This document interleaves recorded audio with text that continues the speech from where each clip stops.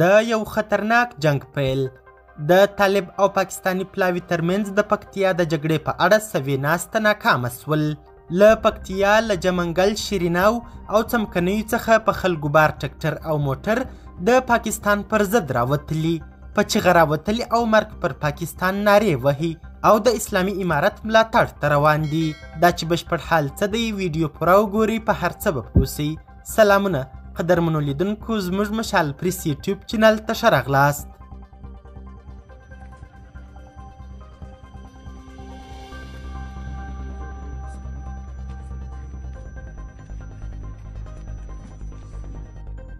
دا په ټکټرو او موټرو بار خلک له پکتیا له جمنګل شیریناو او څمکنیو په چیغه راوتلي چې د پاکستان خلاف په ډنډ پټان ننګ وکړي.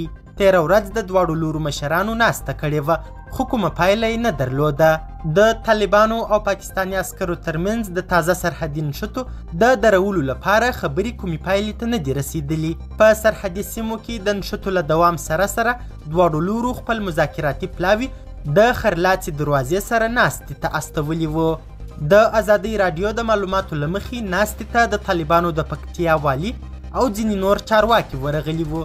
ځینې رسنیو له هغې ډلې تلو نیوز او پخواله رسنیو یو شمېر خلکو دا هم ویلي چې د طالبانو د دفاع وزارت مرستیال ملا فاضل مظلوم هم ډنډ پټان ته تللی. لا نه ده تایید سوې چې په ناسته کې ملا فاضل هم حضور درلود که څنګه.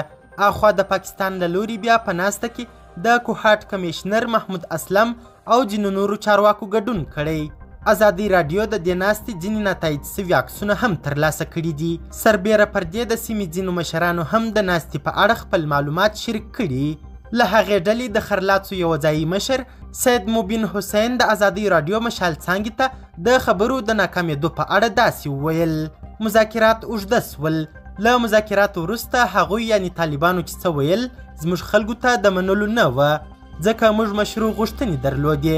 ورته ویل مو چې زموږ په ځایونو کې مو سړک تیر کړی، نو دا د سړک جوړول بند کړئ، مه یې کاروئ.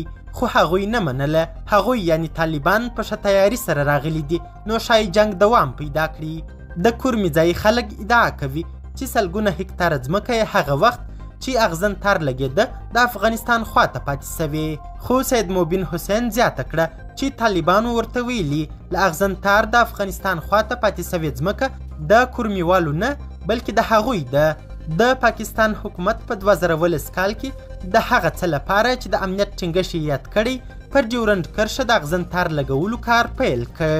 خو هغه مهال د افغانستان پخواني جمهوري حکومت او ځایي خلکو د اغزن تار لګول یو اړخیز اقدام باله او مخالفت یې کاوه.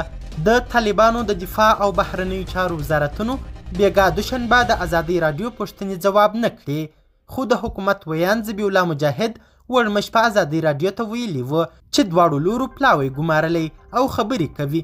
د پاکستان پوځ هم په دې اړه رسما څه نه دي ویلي. قدرمنو لیدونکو، نړۍ مننه چې ویډیو مو تر اخري شیبو کتل.